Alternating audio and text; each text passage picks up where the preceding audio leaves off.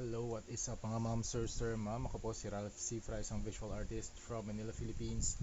And today nakatapos tayo ng isang project. Yung gumawa tayo ng hot toys. Nagpaint tayo, custom repaint tayo ng 1/6 scale hot toys na action figure na War Machine 1.0. Ito yung plastic version.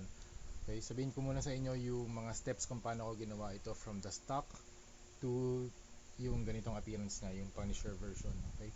So first, in-sprayan ko na Bosnia flat black lahat, pati itong base. So meron tayong base na custom repaint din na Punisher theme na may skull din sa gitna.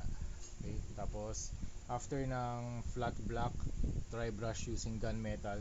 Shoutout nga pala to Hero Paints. Lagi nilang ini-sponsoran yung mga custom repaints natin. Yan. Ito yung sample ng Hero Paints high pigmented water-based acrylic gunmetal. If you want to know more about Hero Paints, pumunta lang kayo sa Lazada or Shopee. Marami silang mga products. They have airbrush paints, they have metallics, they also have camouflage. Also, favorite na favorite ko ngayon, yung mga fluorescent paints like fluorescent yellow, fluorescent red, na ginamit natin dito sa Punisher War Machine na project natin. Okay? Thank you very much, Hero Paints. Ito yung mga appearance ng kanilang paint bottles.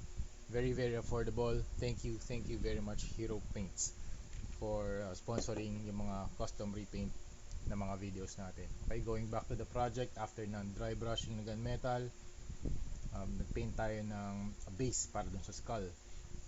Okay, sa paggawa ng skull, base muna. Okay, so dry brushing din dito, pati dito sa faceplate, and then dito sa base. Okay, after sa paggawa naman ng skull, so unahin muna natin yung nose, yung pinakagitna. So gawa tayo ng imaginary line sa gitna, tapos mag-drawing tayo ng nose dun sa pinaka-center nya.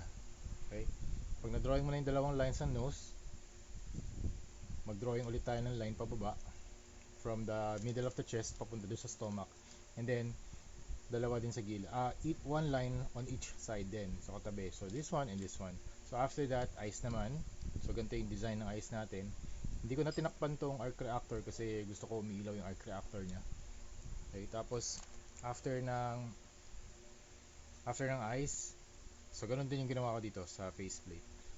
So after that, kapag tapos na yung skull design, gold naman na mga sections using Hero Paints gold na paints naman. So this one, so para lang, ito yung mga usually ginagamit ko yung gold sa mga mas maliliit na mga sections para lang magkaroon ng visual contrast, kasi pag lahat to muted colors, parang